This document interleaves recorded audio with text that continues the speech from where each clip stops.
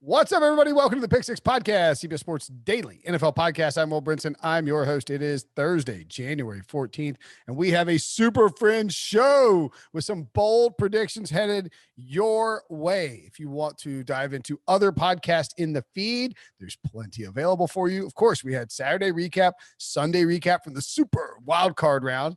Then we talked to Jonathan Jones, doing some Deshaun Watson chatter, all about that. So you can go listen to that, as well as some GM and coaching rumors. A Brady Quinn football show is in the feed. And then coming up tomorrow, we will have our Best Bets podcast with RJ, Kenny. Oh, no, I'm sorry. That's actually going to stream today. Can people watch it live today? That'll be live at 4 and then in podcast feeds first thing Friday morning. Yes. So if you don't want to wait for the Best Bet show, you can tune into Twitch. Go to twitch.tv/CBS Sports HQ, or go to youtube.com or the YouTube app and search for Pick Six Podcast. And you can actually probably watch it on Twitter if you go to @Pick6Pod. Those three places, you can watch it live at 4 p.m. and probably a replay after that on Twitch or on YouTube if you're so inclined, or wait until the podcast drops on Friday morning. Either way, make sure and check those out. It'll be awesome. And then at 2 p.m. Eastern or thereabouts, and I'll tweet this out on Saturday, we'll be doing a preview on Twitch, YouTube, and Twitter in which we look at gambling DFS for the Saturday divisional games. And then Sunday at noon to 1 p.m., we'll be doing that same thing for the Sunday games. 4 games coming up. Very excited about it. And now we'll make some bold predictions with Brinson. Real quick, an hour before pregame for each of those. Sunday starts a little later. Saturday starts a little later. So an hour before pregame is just something good to go by. We'll be live an hour before. So an hour before the first game starts, we will go live. Yep. Maybe 90 minutes if we're really popular. Just kidding. Conference championship. Yeah, I don't need that. Anyway, did Debo just cuss? Brian Wilson cussed on the live Twitch stream the other night. It was incredible. The greatest moment in the podcast history. And Ryan Wilson and John Breech joining me now to talk some bold predictions for the divisional round. What's up, fellas? Hey. Well, I can't believe that we had to hire someone to sit next to Debo to bleep out Ryan because his cussing's got out of hand.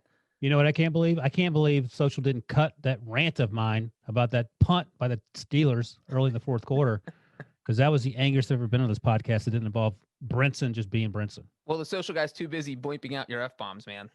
He can't do everything. Fair enough.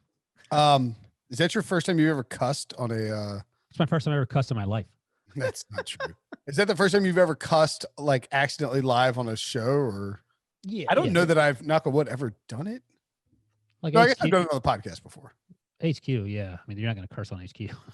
I remember one time, it was after a Steelers loss, one of my passive-aggressive happy times, Wilson almost cussed, but he caught himself. So he has come close, but I've never heard him do it ever until the other night. I probably would have cussed if you'd made me do a Colts Bills live stream last Saturday for the fourth quarter of that game. But Now, Debo will recall, as you guys will as well, I cursed several hundred times prior to the draft podcast last Saturday. Yeah. That I was pretty fired up I know about. Debo has plenty of recordings of you cussing. Just That was in the middle. That was that's right. It was in the middle.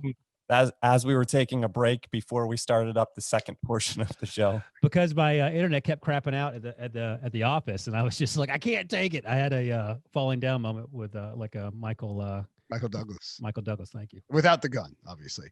Yeah. Ravens at Bills is our first game on the. This is not the first game on the docket. This is actually the Sunday night game on NBC. But Saturday night. Saturday night game on NBC. Is that Real right? close. So close. Breech I'm knows. the schedule guru, Brinson. Trust me. I'll tell you this is how much Breech is such. You okay, Breech? Yeah. You looked up to your right like you're about to get I was attacked. trying to get my coffee. I was trying to see where my coffee is. Oh. I gotta get my coffee. Hit mute and go get it. This is how much of a Rain Man Breech is with the scheduling. Like last weekend, I was in Stanford, and I didn't know. I wanted to know what time the games were going to be even before the games had finished. So I just emailed him or slacked him, and he slacked me back. And Eric Casillas is like, "Nah, Breech is wrong on the Sunday games. They always start at 1 and 4." I was like, Oh yeah. What? Oh, okay. All right. So like I'm dead wrong about these preview shows. The preview shows will be at 3:30 p.m. on Saturday. You got to ask Breech. And 2:05 p.m., 2 o'clock on Sunday. So it starts at 3. Did it usually start at 1 o'clock on Sundays? That's what Casillas said. And I said, you might be right, but Breech is rarely wrong with this stuff. So Take it up with him. Last year was the first year the Sunday divisional round started at 3:05 and 6:40. That's right. This is the second year, and that's how it will be going forward, because that's always the start times for the NFC and Conference AFC championship championships. games, yes. And they So made that the divisional round. And so last season was the first time. So that's why everyone forgot. What was the logic in doing that last year? I just think jamming the it into prime ratings time? are a lot higher at 3 and 6:40. Sure. And that's it. I think that's what it comes down to. Yeah, because people are out doing stuff, getting lunch from 12 to 1, and they're not back home to see the beginning of the game. So they want full ratings. Or church. Or church. That is why the NFL starts at 1, is church. Your mom's a pastor, and you didn't even know that. I do know that. That's why the NFL starts at 1. So the second game of the day on Sunday, it also threw me off that the NBC game is on Saturday night instead of Sunday night, because, Sunday Night Football. So the second game of the day on Sunday, Baltimore-Buffalo, is where we'll start. This is, all due respect to the CBS game on Sunday afternoon. Baltimore-Buffalo is the highest profile, sort of most interesting game. There's a ton of narratives about this. Josh Allen won his first playoff game. Obviously, Lamar Jackson won his first playoff game. They were combined 0-3 before that. And now the 5-seed Ravens, white hot, head to Buffalo to play the number 2 seed Bills. So we'll kind of get into the game by looking at it from a bold prediction standpoint. Wilson, give us a bold prediction for Ravens at Bills. Stefon Diggs, who led the world in targets at 166 and receptions at 127, is going to have 4 more receptions in this game, and they're going to come with him crossing the goal line in the end zone. So he's going to have 4 touchdown catches. Now, so he's only going to have 4 catches, and all 4 will be touchdowns? No, 4 of his catches will end up with him being in the end zone. So he's going to score 4 receiving touchdowns. I went a long way to get to 4 touchdown catches. And here's the thing. Now, you might say he only had, 1, 2, 3, 4, 5, 6 games in which he caught at least 1 touchdown pass, and he had 1 game where he had 3. So this sounds crazy. Well, that's why it's a bold prediction. And he's also going to take some inspiration from Devontae Smith, who is now the best player on planet Earth in any sport, who ran all over Ohio State like he was invisible. Well, just out of curiosity, what does that have to do with Baltimore? I'm just linking the Devontae Smith and Stefon Diggs, the way they play. Okay. You think they're similar? No, I just a little bit. They're a little similar. They're really good, but we're coming off. You're just sort of making a comment on Monday night's game. Yeah. Okay. The way he ended his career as the Heisman winner, and then he only played a half and had 215 reception, 215. Hurt his finger. Then came back out on the sidelines in a Heisman mask, which was and I don't even pretty know Oh, cool. He may have had 3 or 4 touchdown passes. My point is that they're both really good, and he's going to take inspiration from that. Okay, so I'm going to grade all these bold predictions, and I'm going to give this one an A-. I think the balance is you can't be I can't say 27 touchdowns because that's certainly bold, but I think 4 is kind of there. Now, if this hits, I will immediately, obviously get a Stefon Diggs and a 4 touchdown tattoo on my butt. If you're setting what's the odds on this? Like, what do you make the odds to get the I grades? think we might be able to look that up. There's no way they will. Let me just chime Okay, in. well, here. I'm giving this an A- because one, I feel like, to pull back the curtain a little bit, Wilson may not have had this at the top of his mind for 12 hours now, and I have no problem with that. But I think you threw out 4 kind of in a hurry. I think you could have gotten away with 3. And so I'm docking you from an A+ to an A-. I think 3 receiving touchdowns is an A+. 4 is really unlikely. Also, the Baltimore Ravens allowed 11 receiving touchdowns all season long. We're bottom 3 in the NFL in terms of fantasy points allowed to wide receivers. And so I am not entirely bullish on the idea that to add on to that point, the Ravens only gave up 4 touchdowns just total. Forget the 1 player in 4 games this year. That's why it's bold, John. Against the Chiefs, they gave up 4 touchdowns. Against the Steelers, they gave up 4 touchdowns. Against the Eagles, they gave up 4 touchdowns. And their game against the Browns, I lost track. I think they gave up 5 or 6, but those are the only 4 times they gave up. Of those teams, and also, one more time, the NFL record for touchdown catches in a postseason game is 3. Of those teams, how many are better than the Bills that you named that had scored 4 touchdowns? I don't think the Chiefs are. Maybe. Would you have any interest in scaling back your bold prediction to 3? I'll do 3.5 only because my next bold prediction is of a similar vein. Well, don't spoil it for the podcast. Well, I didn't want to say anything, but you keep pushing me on it. I'm fine with 3.5 to 4. I'm fine with that. I mean, if he scores 3.5 touchdowns, that's the most impressive thing of all time because you can't score half a touchdown. 3 is 45 to 1 that he will score 3 receiving touchdowns. All right. So score 4. That's 90 like to 1. 100 to 1. It's probably like 90 to 1. Yeah, I said 90. Because that's an NFL record. Can you guys name just one player ever who caught 3 touchdowns? Hines Ward. Calvin Johnson. Calvin Jerry Johnson. Rice. I think only played in like one playoff game ever. 3 in a playoff game.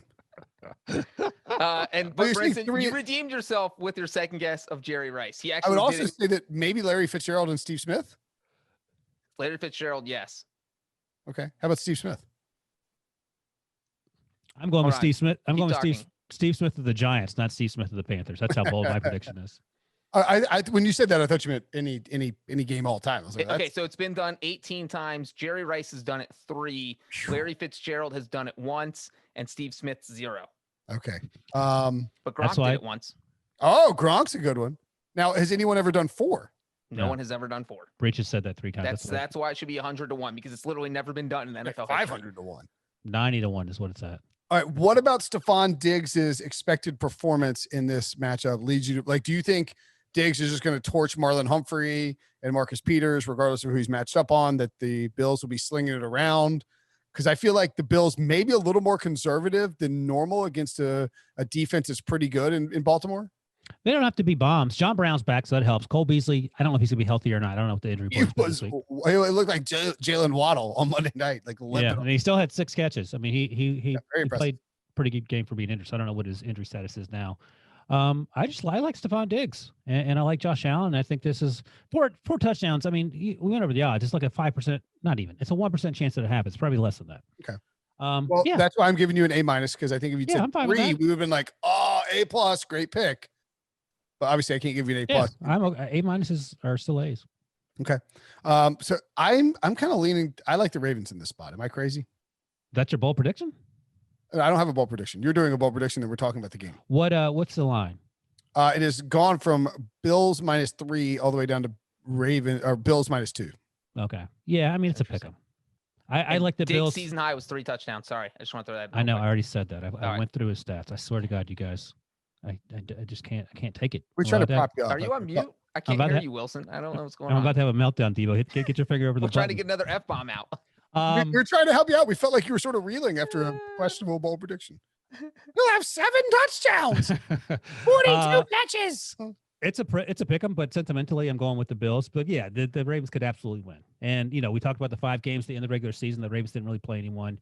Well, they played someone last week, and they beat them pretty soundly after the 10-0 deficit. So, again, I think the Bills are over the hurdle of playing big in big moments. I think they're ready to go. But these are 2 good football teams.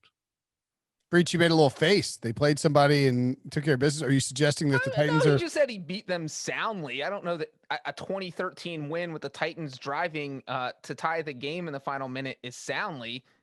Like, What a weird time to cape up for the Titans. I if know, Mike he won't Vrabel's let it go. headset would have gone out in the 4th quarter, the Titans probably win that game because then he couldn't call for that punt on 4th and 2 from Baltimore's 40. No one makes more excuses for losers than I just don't understand why you even have to like they lost. It's over. They're gone. They're done. They're out of the playoffs. Well, I mean, but if your point for saying the Ravens will play well on Saturdays because they beat the Titans soundly, I'm just disappointing or disagreeing with Correct. that point. You got But that part also right. Quit talking. disappointing in that point. Here's the thing about this game is that look, the Ravens are one-dimensional team in the NFL right now. Are they? They No. led the NFL in rushing. They're not. And they had the fewest passing yards in the NFL. So it's literally number 1 in rushing, number 32 in passing. Worth So- noting, Lamar Jackson didn't play for a bit with COVID, and RG3 and Trace McSorley had to start. So take out 2 games. How much difference is there between the worst and the second worst passing team? I think how many games did Lamar miss? I think he only missed 1. So the Bills finished 12th in defensive DVOA. The Ravens finished 9th. My concern for the Bills here is that while I do believe that Josh Allen will be capable of putting up points, I mean, they weren't particularly efficient against the Colts in that game. I thought sputtered out of the gates a little bit, I guess would be the appropriate way to say it, and didn't play their best game and still managed to lob up 29 points. Wait a second. They played a pretty solid game. I mean, the only issue I had was the fumble at the end. They got screwed out of the call. On, We argued about this on Saturday night. Well, quit saying it. They didn't play. They played pretty well. I don't know if our buddy Aaron Schatz has the DVOA for game by game in the playoffs, but I'd be interested to see if it agrees more with you or more with me. I mean, I just don't think the Bills played their best game. No, I heard you. That's all right. I mean, okay. Anyway, my point being is that the upside for them to score 35 points against anybody is there. Even a Ravens team that's top 10 in defense, but not necessarily elite in defense, like maybe the Saints or the Steelers ended up ranking, even though I think we would agree that they don't fit that bill anymore. My concern for Buffalo is that you could see the Ravens, if the Ravens can get a lead, I think the Ravens can run all over them. I mean, Jonathan Taylor was eaten, and if you have a good offensive line and you can, power run against Buffalo, they're just smaller in the interior. And with all the motion and stuff and all the, the various option looks that the Ravens can give you, I think it's a little difficult the linebackers for Buffalo are great, but you can sort of nullify that strength and that advantage they have by, with what the Ravens do on offense. So I think there's that game script where Baltimore just pounds the ball down their throats. And then in my opinion, if you force Josh Allen to play hero ball off a deficit, it could potentially, he could come back, but it could potentially go really south. And the same could be said for Baltimore. If Buffalo comes, who's the best hero ball player when you're down 10 points? Who would you? I'd rather have Josh Allen than Lamar Jackson for sure. That's the problem here. If Buffalo gets down, or if Buffalo gets up 10 to 14 points, I don't feel particularly confident about Lamar Jackson and the Ravens coming back. Although certainly them doing it last week against the Titans makes you feel a little bit better. I mean, that stat now is one double-digit comeback win. But he's never done it is thrown out the window now. Still no comeback when trailing at halftime. So if the Bills jump out to that lead, and my point with the one-dimensional thing that I was going to make is that if they can just slow down the Bills' run game, or the Ravens' run game, you don't have to stop it. You just slow it down and force the Ravens to pass. And the Titans kind of started to do this. Right, that's the other thing. But the problem is the Titans got too one-dimensional with Derrick Henry, but the Bills aren't going to do that. So when you're talking about the Ravens, if you just slow down that run game and make Lamar Jackson throw the ball, that's your recipe to win. And the reason I think they can do this is because if you look at Baltimore's 5 losses this year, 4 of them have come to coaches who are ex-defensive coordinators who are going to sit down, kind of take this Lamar Jackson thing as a challenge. We're talking about Belichick. We're talking about Mike Tomlin twice.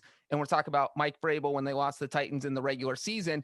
And also, the Titans playoff game last year, again, Mike Vrabel, you have these, and Sean McDermott is, I think, one of the most underrated defensive minds, not underrated as a coach anymore because everybody's seen what he has done, but I think people do forget that he's got a very defensive background. And the reason I think Lamar Jackson has struggled against these defensive minded coaches is because these are the guys that are doing the Belichick, do your job. You have one responsibility. If you're the guy that's supposed to be on Lamar Jackson this play, you can't lose him or he's going to break away for a 48-yard touchdown run like he did against the Titans. And so that's why I think that we've seen defensive-minded head coaches have more success against Lamar Jackson just because the defenses play smarter. And I think the Bills can do that on Saturday. And also worth noting, the Bills, who had 19 sacks all season, sacked Lamar 4 times in the first half. So that's – and 5 total in the game. The Titans defense sucks. I mean, they are doo-doo. You mean the Titans sacked Lamar 4 times in the first half? Yeah, sorry. I was like, did they play? Right. So, in the regular season, the Titans defense, they had 19 sacks all season, came in with 5 total in that playoff game. Malcolm Brown had Malcolm Butler had the interception on the second series, almost had another one in the end zone. So, and those are from throwing the ball, as Breech notes. So I sentimentally like the Bills, and I feel like they're the better team. But again, let Lamar Jackson have 2 75-yard touchdown runs, and it's over. So you got to be careful. It only takes a couple plays to turn that thing. Here are, including the playoffs, the 5 the 5 games in which the Bills have allowed the most rushing yards this season. And there are only 5 times this year that the Bills have given up 150 rushing yards or more. 245 rushing yards allowed to the Kansas City Chiefs in week 6, a 26-17 loss. 217 rushing yards allowed to the Arizona Cardinals in a 32-30 crazy loss that easily could have been a win for the Bills. 188 rushing yards allowed in a 3-point victory over the Patriots. 167 rushing yards allowed in a 3-point victory over the Rams. It could have easily been a loss. And 163 rushing yards allowed in a 3-point playoff victory last week over the Colts. I think my point there is, and I'm not, I don't necessarily think it's a correlation to teams having a huge lead and running the ball, because the Cardinals had a Hail Mary and the Bills had this crazy pass interference play that led to a touchdown against the Rams. And that Bills Pats game was just close the whole time. The Chiefs took care of business and ran the football. I just sort of wonder if this isn't the formula to taking out Buffalo. And I think that Baltimore can do what Indianapolis did at a better level on the ground. The only difference is, can Lamar sort of be free as a passer and play, and like, will he play better as a passer now that he's got a playoff win? I think that's entirely possible. If he lays an egg, then they're in trouble. Why would he play better? Because they have one playoff win as a passer. I just think he'd be a little more loose. Like, he's not. I mean, I think he was tight against the Titans early.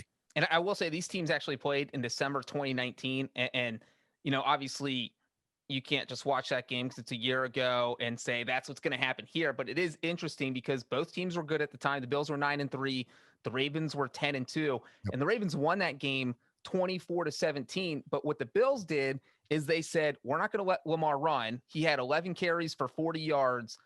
So under 4 yards per carry. He had one run for 16. So you take that out, it was under 2.5 yards per carry.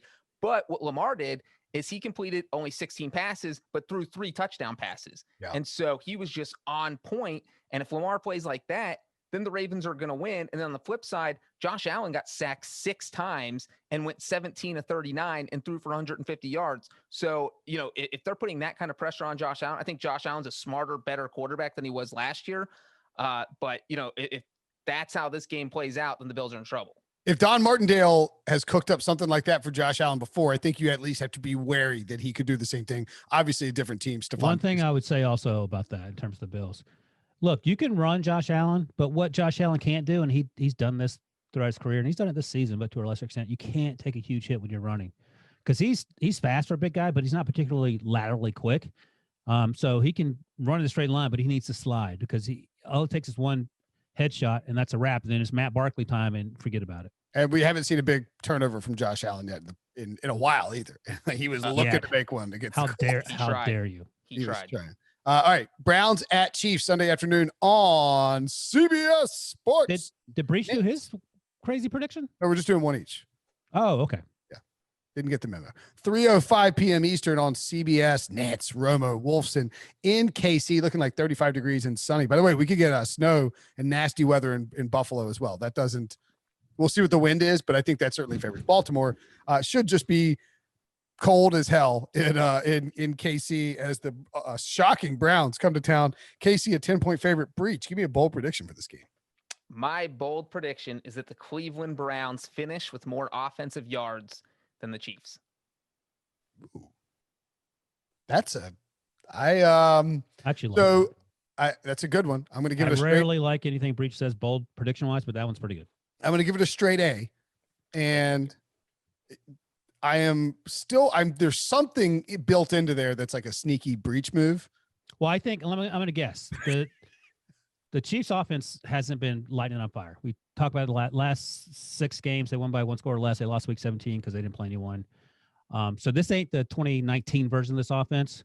The Browns are going to be down, and they have to wing the ball around the field. But even if they don't, Nick Chubb can run. As we saw on Sunday, he can run for drag teams up and down the field by himself. So I think there's plenty of avenues for a lot of yards for the Browns playing catch up, and the Chiefs will end up winning by 4 points. How's that, Breech? Is there a trick here? I just think that what Wilson kind of said explains it. So option 1. There's like 3 doors, and I like that there's multiple options for the Browns potentially to have more offensive yards. Door number one is the Chiefs come out rusty like they did against the Texans. The Browns have a big first quarter, maybe 2 scoring drives. One could be a field goal and a touchdown, 2 field goals, whatever. So all of a sudden they have, say, 160 offensive yard, and the Chiefs have 50 after the first quarter and a half, and then Kansas City puts it on. Number two is the Chiefs go up big early. Browns are playing catch up the whole game, especially the second half, kind of like we saw in the Steelers-Browns game. I mean, the Steelers ended up with more total yards than Cleveland because they were playing catch up the entire time. And then number three is that we just see another shocker. The Browns pull off the upset. And if they do that, I think it's going to be because they slow down Kansas City's offense. Just looking back on the Chiefs season, they have like 5 or 6 games where they won and had less total yards than their opponent. They also had a couple where it was very close. So this is entirely plausible, and I like it as a prediction. The only thing I can't get past for this game, I do think Cleveland can cover. I mean, 10 is a ton of points in any game. I mean, I think it wouldn't be shocking at all if the Chiefs blew them out of the water. Why though? What's that? They haven't blown anyone out yet. Right. I mean, they've kept all these games have been close, but it is Andy Reid off the bye. That's true. Andy Reid That's the only off the bye, or Andy Reid off 2 buys. Really, I was gonna say. Also, is Andy Reid off 2 buys negate Andy Reid off 1 buy? Is that too much buy? no, I don't think week 17. Patrick Mahomes is off 2 buys. Andy Reid just off 1. He still had a game plan for week 17. The issue is that you watch what Big Ben did in the second half, and I know that was tight butthole syndrome. I think. No, but I mean, those dudes were running wide open. It's hard to play with a 25-point lead with 30 minutes to go. Especially when you're Cleveland, you haven't been to the playoffs in freaking forever. That's true. I will point out what these stats from our friend of the show, friend of the program, Aaron Schatz at Football Outsiders. He is taking a look at the Browns defense and where they are bad. They are 29th in DVOA on deep passes. They are 29th in DVOA on third down passes, and they are 28th in DVOA on passes to tight ends. If you had to pick 3 stats that you really don't want to be bad at against the Kansas City Chiefs, those would be it. If Patrick Mahomes just converts third downs, if Travis Kelce is running wide open like those Steelers receivers were for much of the game, and if Tyreek Hill is getting deep on a frequent basis, this is a potential bloodbath. You have to hope Denzel Ward is back. I don't know what his status is. That would certainly help. Denzel Ward would be a huge difference maker for sure. I don't know that is Denzel Ward covering Tyreek Hill? I mean, nobody is, but you have a plan that involves a first-round pick that's pretty good. So yeah, no, he's been fantastic this year. I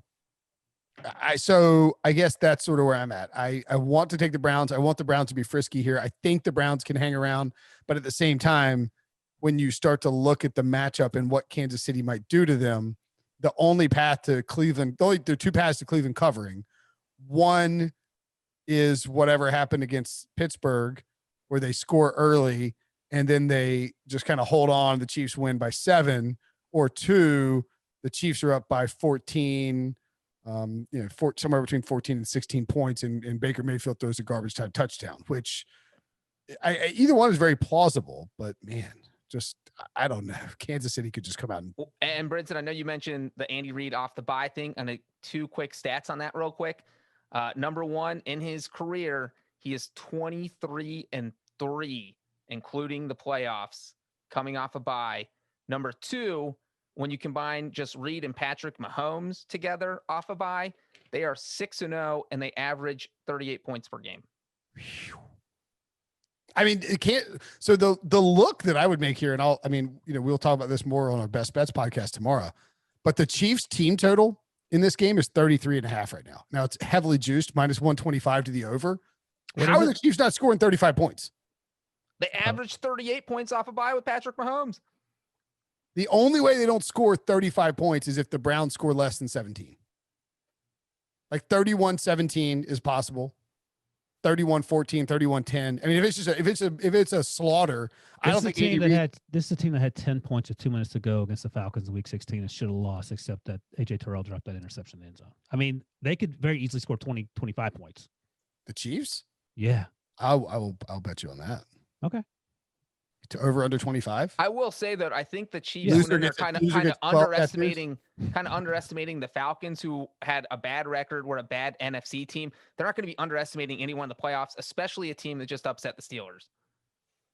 By the way, somebody just dropped a Super Bowl week video of us singing Andy Reid off the bye in Miami at Hard Rock Stadium. As Wilson points out, that was just 50 weeks ago. Feels like 50. Last time I left my basement. Yeah, it feels like 50 years ago. Last sporting event for sure. So yeah, I want to say that the Browns keep it close. I have a hard time actually imagining that. I do like the over here, the regular over, and I like the team total for the Chiefs over. I don't know if I can get behind the Browns scoring more than 23 points. Dude, they lit up the Titans. Chiefs defense isn't great. It's better than the Titans defense. They lit up the Steelers. I mean, they got lucky with the turnovers, and that's a big part of it. I don't know. Are you on the Browns bandwagon? They scored 42 in the loss to the Ravens. They're gonna cover. I think they're gonna cover. Okay. 10's a lot. 10's a lot of points in the divisional round. It's a lot of points. But anything less than 10 and every one of their brothers taking the Chiefs. At 10, you can at least talk yourself into the Browns. Yeah. Okay. Let's take a break. When we come back, NFC bold predictions. All right. Rams at Packers. This game is slated for Saturday, 4:35 p.m. on Fox. 2 Fox games this week. You know, likey. Breech, what is your bold prediction for Rams at Packers? Packers are minus 6.5 in this game. I am going super bold here. My bold prediction is that whoever the quarterback is for the Rams throws more touchdown passes than Aaron Rodgers. Wow, that is spicy. That sounds Rams crazy. QB, regardless. Jared Goff, John Wolford, Blake Bortles. I don't know. I couldn't tell you. Could be anyone. That's very spicy. Now, there's a I mean, I got to give that an A+. I mean, I don't know where else you could go with that. Thanks, Brinson. I mean, right? I agree. But but doesn't it have to actually happen? Like, this isn't happening. See, I disagree.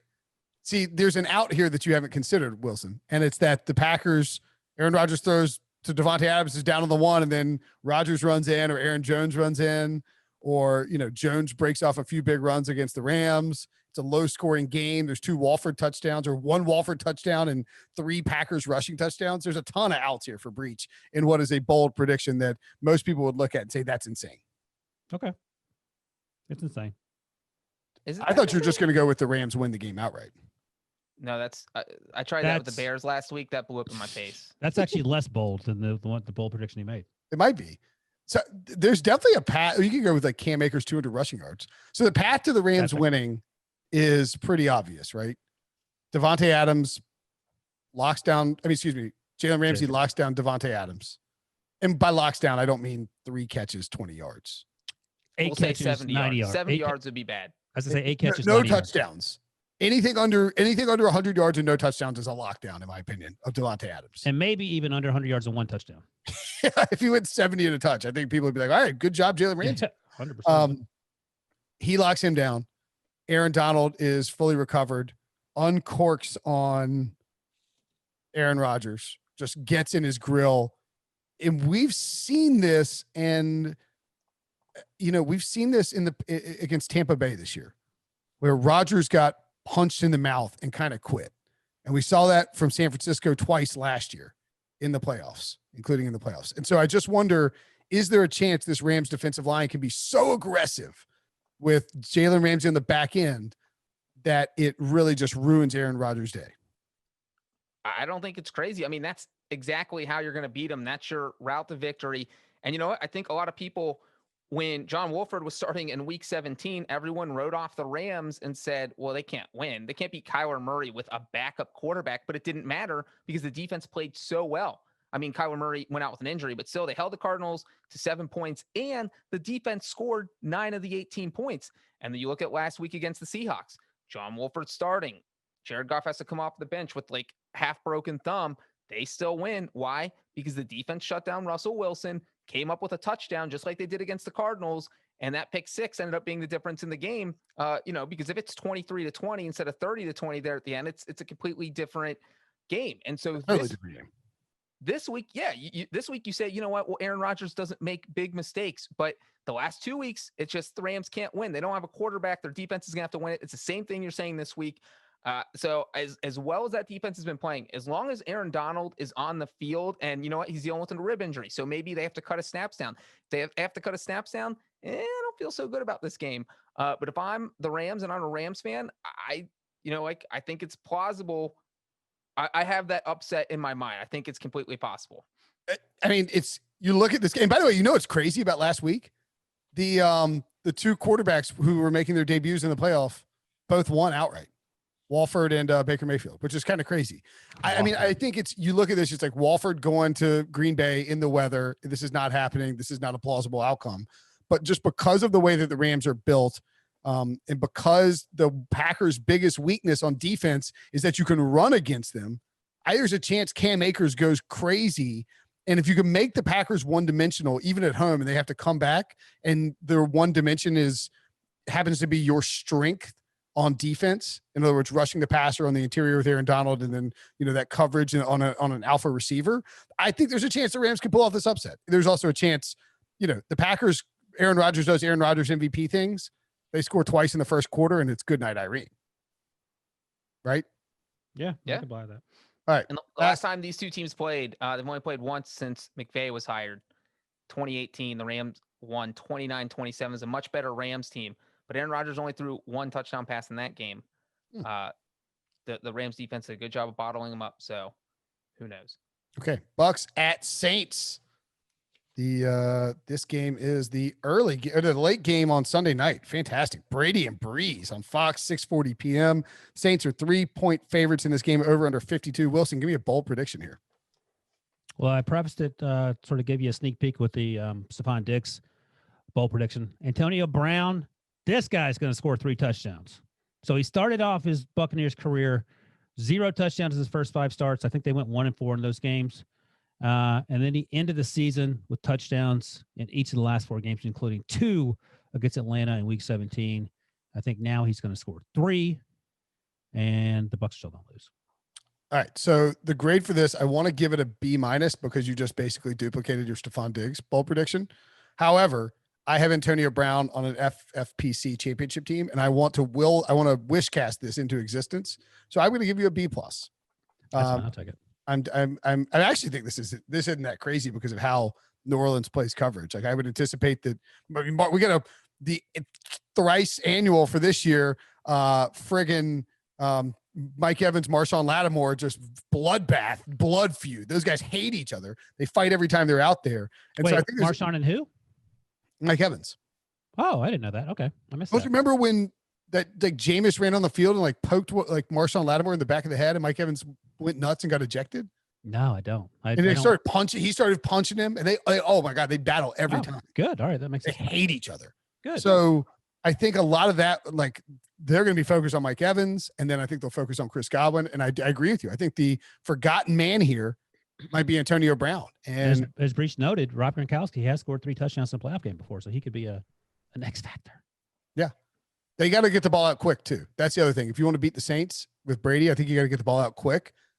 I like the Saints a lot in this spot. I think I do too. I don't think it matters that you can't beat a team 3 times in one season. Yes, you can. It happens all the time. As Breech points out, it happens like 2/3 of the time. And The only Bruce time he Arians is 0-4 against Sean Payton since he's taken the Buccaneers job. So you think about the fact that his no risk it, no biscuit offense just hasn't been working against the Saints defense. Tom Brady threw 5 interceptions in those 2 losses this season. Brady's just struggled to move the ball on the Saints. That's really Brady and the Bucs are 1-4 against top 10 defenses by DVOA straight up, and 0-5 against the spread in those games. That's not good. That's not good. I mean, they're just not. They're not great against great defenses, and the Saints have a great defense. If I do think though, I don't think this turns into a blowout though. I can't buy into the fact that Tom Brady and this offense get blown out in the playoffs. I think it'll be close. I think the biggest concern is the Buccaneers defense. Yep. If you can, if Alvin Kamara, can they slow down to Alvin Kamara and Michael Thomas? Because I think the Saints started to get something cooking against the Bears. It's sort of like a training wheels game for them coming back and trying to get healthy. Yeah, those guys haven't played together in forever. Kamara, Breeze, and Thomas. So that was, like you said, sort of a preseason game for them. No disrespect to the Bears. Oh, whatsoever. I'm going to bump you up to an A- on Antonio Brown. There you go. Any other thoughts on this game or anything else from these spots? Nope, but you can go to YouTube and watch me do a draft show with Brady Quinn. From 4 to 5 p.m. Well, people won't know that. This will be Thursday. So yes, they can go to YouTube and watch the video that was recorded on Tuesday. And then in the comment section, you can wish me happy birthday because my birthday was Wednesday. Nice. Oh, Breech, happy birthday. Sorry. Wait, Breech, I got to go, but Breech is going to be 40? No, that's 39. ridiculous. 39. Okay. Are you Thank you. 40 or 39? I'm the youngest one on the podcast. Okay, 39. Yeah, that's right. Now that yeah. Devo's, by the way, 28 or 29. so- Devo's on like a He's the separate producer. He conference doesn't call. count. now. Yeah. All right, Wilson's got to go do the draft show. I got to go walk my dog. Breech has got to go start celebrating his birthday a day early with lots of tequila. Happy birthday. Happy belated birthday, Breech. Thanks for listening. Make sure and tune in to the Pick Show tomorrow. We will see you guys later.